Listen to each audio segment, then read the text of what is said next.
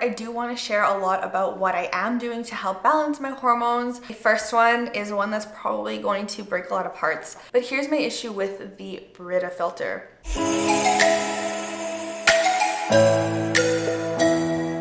Hello everyone and welcome back to my channel. If you're new here, my name is Megs and I'm a cancer survivor, and I'm now sharing my story with my hormonal imbalance following cancer treatment. So if you want to see the whole video where I explain everything, how I got into it, kind of what I'm starting to do now, and the update with all that, I'll leave it up here. I never know which side it is. I'll leave it up here so you can catch up with that. And moving forward, I do want to share a lot about what I am doing to help balance my hormones as naturally as I possibly can. And so in today's video, I wanted to share some really easy, simple beginner swaps that you can do in the kitchen. I've been dealing with this hormonal imbalance for about a year and a half now, or at least it's been a year and a half since I've known about it. And so I have started to make slow adjustments in my day-to-day life. This video is just going to be talking about a few easy things in your kitchen. I want to do separate ones about like beauty and other aspects of life, but this one, we're just talking about the kitchen slash dash kind of the home. This can be super overwhelming when you do find out that you have a hormonal imbalance. First of all, you're learning all these terms, all these names. You don't even understand what's going on inside of your own body, which is very, very frustrating and in itself overwhelming.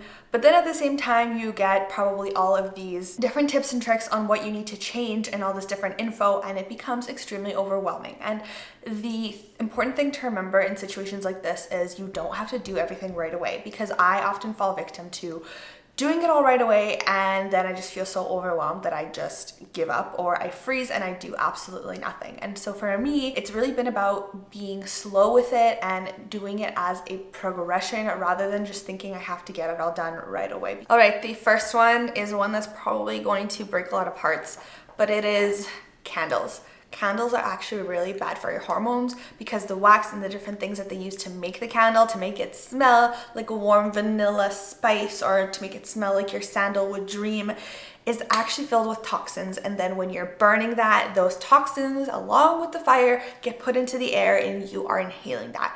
And I have to call myself out here. I am so guilty because this exact candle is burning in the corner of my latest videos, and I never burn candles around the house anymore. I just literally keep this on my mantle as a decoration. But in my videos, I was like, oh, it's gonna be cute if I add a candle in the background. I'm literally disrupting my own hormones as I'm filming a video about hormonal imbalances. Like, hello. So candles are actually not good. You can keep them around the house as decorations, which is what I do, but burning them is actually really not good for you. So the good swap for that is actually essential oils. So essential oil diffusers are widely available everywhere. There's lots of really nice budget-friendly ones. They make them in so many different styles, and essential oils are really good for your body. They also have multiple uses, or if you do not have a diffuser, you don't want to get one, doesn't match your aesthetic. Another great way to make your house smell nice is to boil some water and then you can throw some spices in there. It's gonna make your house smell super fragrant. You can put some vanilla in the oven. You can put some like citrus fruits and berries, again, in boiling water, and it's going to make your house smell like a nice citrus tropical paradise. There are lots of ways to make your house smell lovely, but unfortunately, we're gonna have to stay away from the nice candles. The second thing that you might have in your home that is actually disrupting your hormones is plastic containers and plastic water bottles. So for a long time now, I have gotten rid of all plastic containers in our house. So we just use glass, like Tupperware, I guess, like glass containers for our lunches, for meal prepping, for all of that. And they do come with rubber lids. So that is so much better for not only your food, but when you heat it up, and it's also just better quality because they last for a really long time. They're definitely a good investment. They're honestly not even that expensive. It's just, you know, going through all your Tupperware, throwing it out and replacing it with glass ones can be a cost at the beginning, but it is so worth it because glass is just so much better for your health. Same thing goes with a water bottle. So for you who've been watching my videos, you'll know I found this beautiful shaker cup recently, a few months ago, and I fell in love with it. And obviously now we don't want to use this one. So I actually found another one that I'm in love with, and it's this shaker cup. So this is actually made of stainless steel.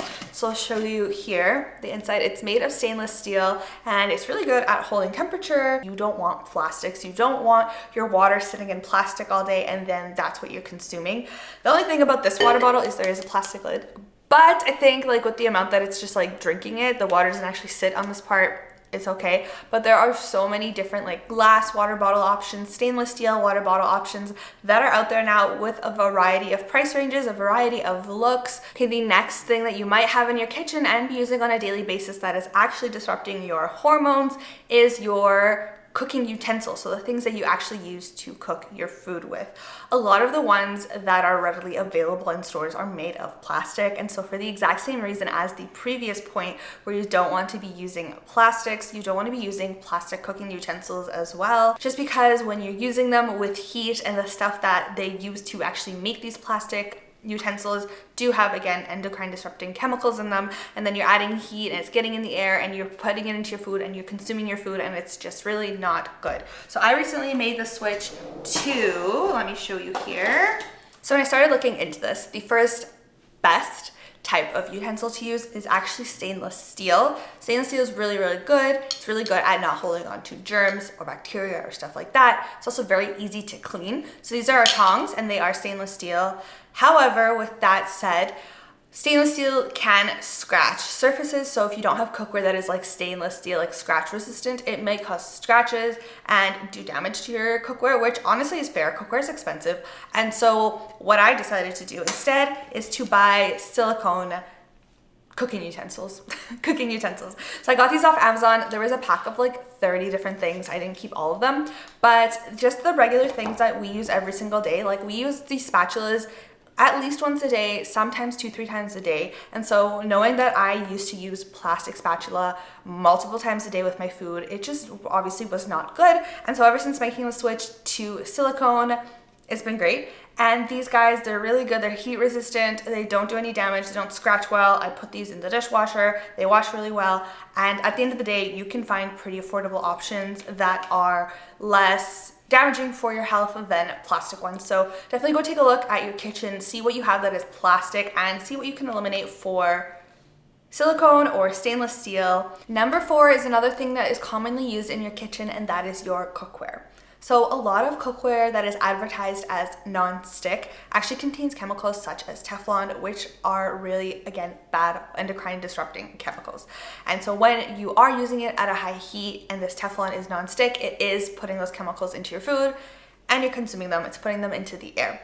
And so cookware can be quite expensive, and investing in a good set of cookware, it can be a lot, but it honestly does so much for your body. We used to use non-stick pans a few years ago and we ended up getting rid of them and just buying a cookware set that was just really high quality and didn't have any of those chemicals in them, and we've never looked back since. It's high quality. We use it same thing as when we use our spatulas. We use it multiple times per day and they still look great. They still work great. I think we have like the Ninja Foodie something. I'll leave a screenshot here and also leave it down in the description box below.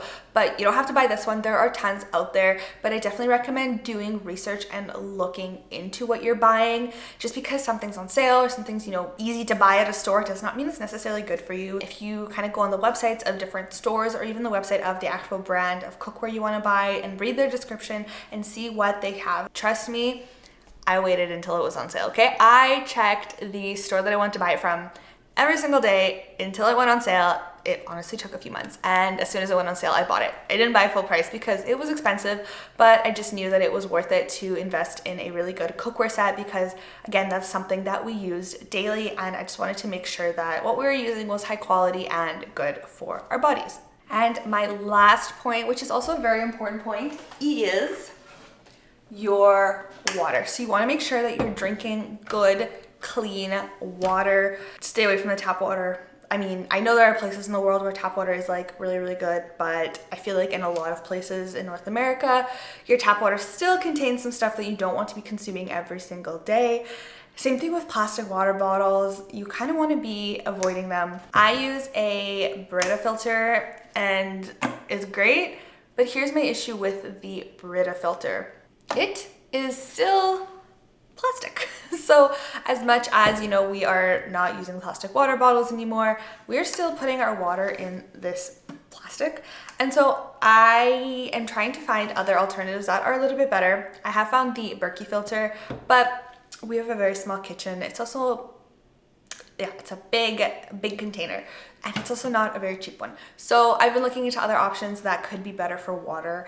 I mean, for right now, again, like I said, I haven't made the transition of absolutely everything in my life. For now, I do have, you know, a system that my water is filtered through, so I do have cleaner water. But again, like the fact that this literally sits in plastic is just not the best, I don't think. And I'll try to add links to as many of these items as I can down in the description box below, so you can get a little bit of inspo and kind of see what works for you. But again, it's not about making all these changes right away. It's really not. It's about seeing what you use daily. That's how I did it. I was like, what do I use every single day? That's kind of like a more important thing to swap out, and then what do I not use as often that I can swap out at a later time. With that being said, thank you so much for watching today's video. If you did find this video helpful, please give it a thumbs up. It really does help to support me and my channel, and make sure you subscribe for future videos. So this one was just about stuff in the kitchen. Next videos I kind of want to do like body care and different lifestyle things that I have switched to help balance out my hormones. So with that being said, I will see you all next time. So know yourself, know your body, and until next time.